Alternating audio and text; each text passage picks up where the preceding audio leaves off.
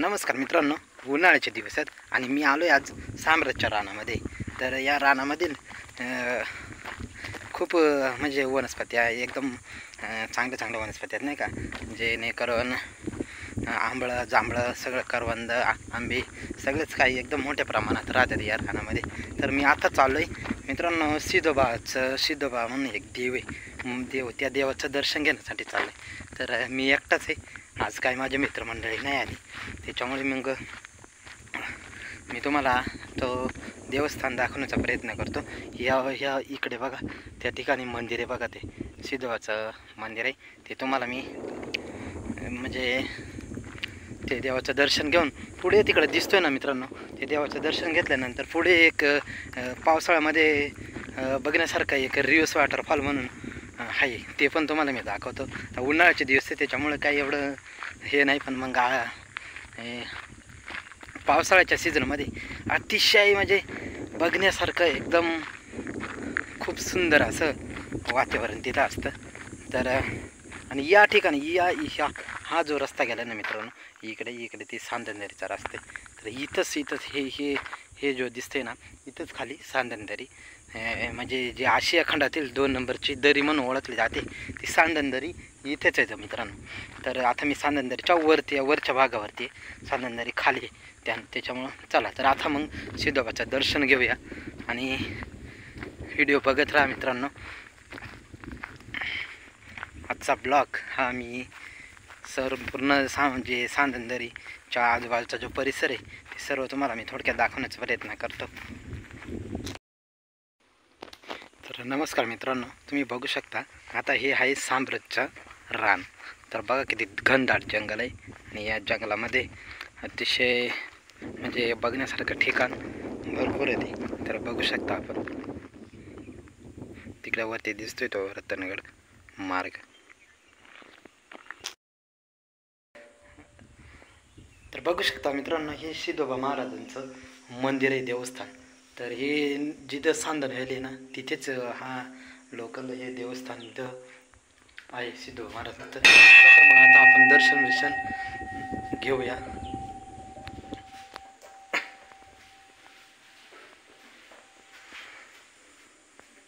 तर बघू शकता मित्रांनो, हे सिद्धोबा महाराजांचं.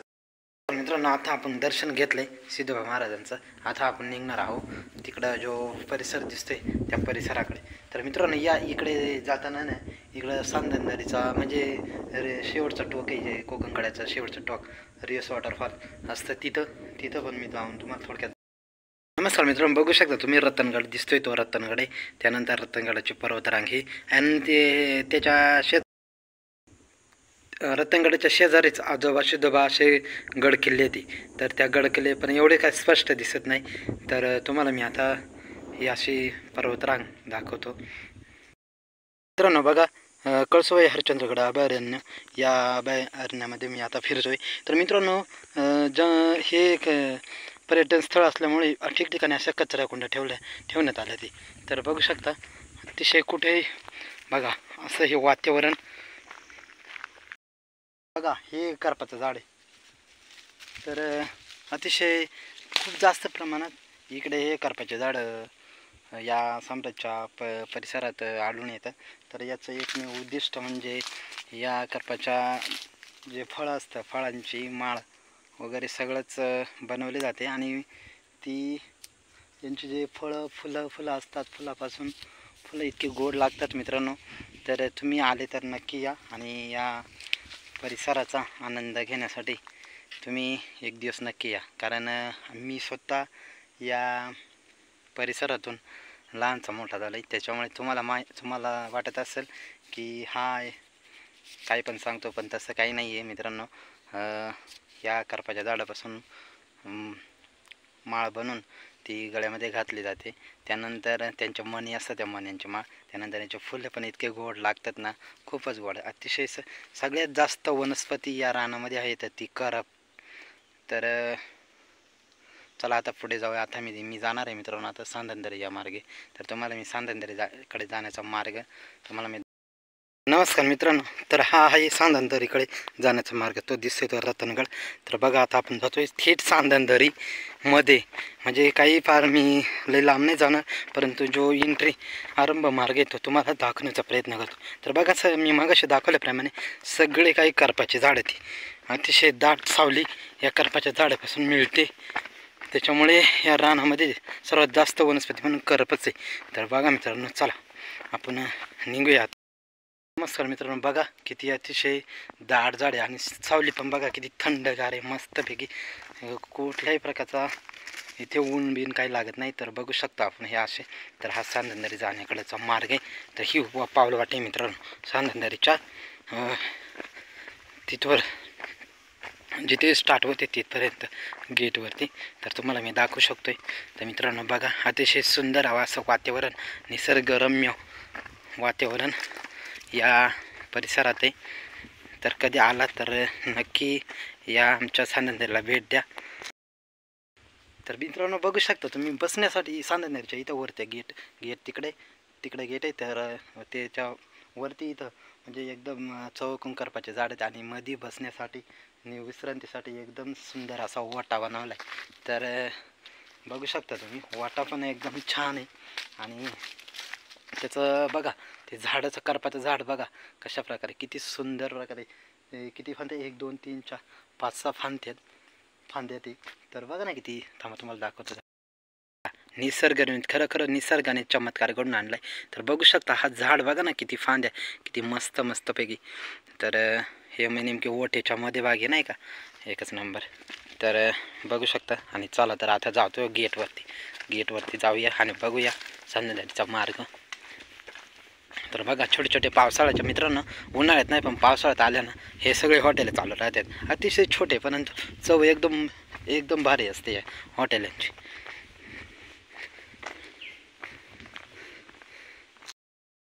तर नमस्कार मित्रांनो, मी आज आलेलो आहे साम्राज्य या ठिकाणी.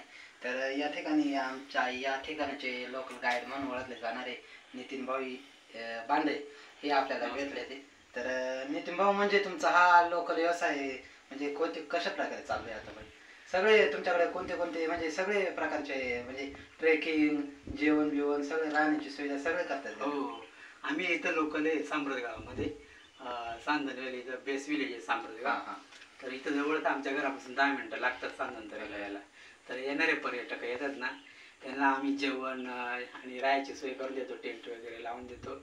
आणि ट्रेकिंग करायची असेल तर ट्रेकिंगची सर्व्हिस पण आहे आमच्याकडं. आणि आम्ही सर्टिफाईड गाईड आहे ती, म्हणजे आमच्याकडे सर्टिफिकेट वगैरे आहेत. तर एअरप्लेनचे वगैरे कॅम्पिंग करतो आम्ही.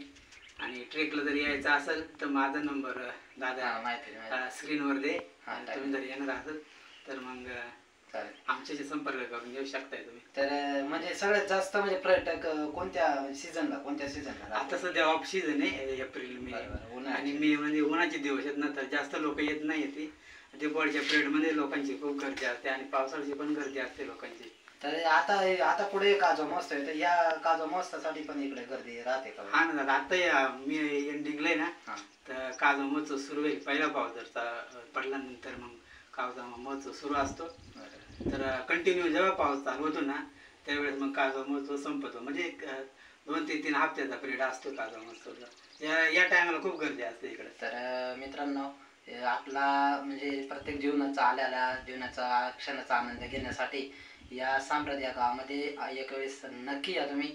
तर कारण इथलं वातावरणच असं आहे की आपल्याला कोणत्याही प्रकारचे जरी दुःख असले तर ते दुःख विसरण्याची म्हणजे क्षमता या ठिकाणावर आल्यानंतर तुम्ही सगळं काही विसरून जाशाल. ते तसेच प्रकारचे नितीन भाऊ इथे लोकल गाईड आहे ते. तर कोणाला म्हणजे संपर्क साधायचा असेल तर माझ्याशी संपर्क साधू शकता. त्यांचा पण नंबर मी स्क्रीन गार्डवर देण्याचा प्रयत्न करेन. तर आणि माझी अशी इच्छा आहे का काजो महोत्सव जेव्हा चालू होईल ना, त्यावेळेस परत तुम्ही या. तर बघा सर्वांनी एकदा काजो महोत्सवासाठी या सांब्रत या गावाला भेट द्या, ही आम्ही दोघांच्या वतीनं म्हणजे एक विनंती करतो. तुमच्या सबस्क्राईबरला आम्हाला दाखवून द्यायचं अशी माझी इच्छा आहे. काजो महोत्सव त्यांनी बघावा. बरोबर, व्हिडिओच्या मार्फत आपण दाखवायचा प्रयत्न करू. चालेल. हा चालेल. धन्यवाद. तर मित्रांनो बघा, आता आपण पोहोचलोय कळसुबाई हरिश्चंद्र अभयारण्य सांदनदरी या ठिकाणी. तर या ठिकाणी हा जो प्रवेशद्वार आहे, तर बघा ह्या प्रवेशद्वार इथून काहीतरी 20 ते 30 फुटावर लगेच सांदनदरी स्टार्ट होते. तर आपण कधी आलाच तर सांदनदरीची पावसाळ्यात या किंवा पाऊस पडल्यानंतर दसऱ्याच्या सीझनमध्ये या. अतिशय हिरवगार वातावरण, अतिशय सुंदर असं वातावरण इकडे बघायला भेटते. तर मित्रांनो, खाली जाऊन आता काही सगळं पाणी बिणी काही सगळं अर्ध्यावरती गेल्यानंतर सांदनदरीच्या तिकडं पाणी, त्याच्यामुळे खाली काही पुढच्या ज्या व्हिडिओमध्ये मी तुम्हाला पुढे म्हणजे पावसाळ्याच्या वेळेस आल्यानंतर सगळं काही दाखवण्याचा प्रयत्न करेल. तर आता ऊन खूप झालेलं आहे, तर मी इथूनच आता घरी जाणार आहे. तर मित्रांनो, पुढच्या व्हिडिओमध्ये मी तुम्हाला सगळी सांदनदरी पूर्ण ट्रेक कसे करतात, काय कसे करतात, मी स्वतः ट्रेक करतो. मी इकडे म्हणजे खूप दिवस राहायला होतो, त्याच्यामुळे मला इकडला सगळं काही माहिती आहे. म्हणजे सगळं रान बिन सगळं काय म्हणजे सगळ्या रानात कुठं काय, कोणत्या रानाला कोणतं नाव आहे, काय काय नाव आहे, आंबादरी, म्हणजे सगळं काही मला गोठा अशा प्रकारचे. मी सगळ्या शेळ्या चारायला या रानामधून आहे ना मित्रांनो, मी स्वतः शेळ्या चारलेल्या ती, आणि त्याच्यामुळे मला इकडे सर्व माहिती. तर मित्रांनो, आपण जर आलात तर अशा या सुंदर परिसराचा आनंद घ्यायला नक्की तुम्ही या. तर कारण मी आनंद घेतला आहे, मला माहिती आहे कशा प्रकारे इकडे कोणतं म्हणजे ह्या परिसरात फिरण्याचं सुख काय येते. त्याच्यामुळे आपल्या परिवारासोबत, आपल्या मित्रांसोबत या सांदनदरीला भेट देण्यासाठी एक दिवस नक्की या मित्रांनो. तर बघा, सर्व मस्तपैकी वातावरण थंडगार, एकदम फ्रेश, कुठल्याही म्हणजे पक्ष्यांचा चिवचिवाट नाही, काय नाही काय नाही, एकदम फ्रेश वातावरण म्हणजे साम्रातचं. त्याच्यामुळे या आणि या साम्रात गावाला आणि या सांदनदरीला भेट द्या. तर आजचा हा ब्लॉग तुम्हाला कसा वाटला तो कमेंट बॉक्समध्ये नक्की कळवा. आणि आपल्या पप्पू दे व्लॉग या चॅनलला तुम्ही जर नवीन असाल तर सबस्क्राईब करायला विसरू नका. धन्यवाद.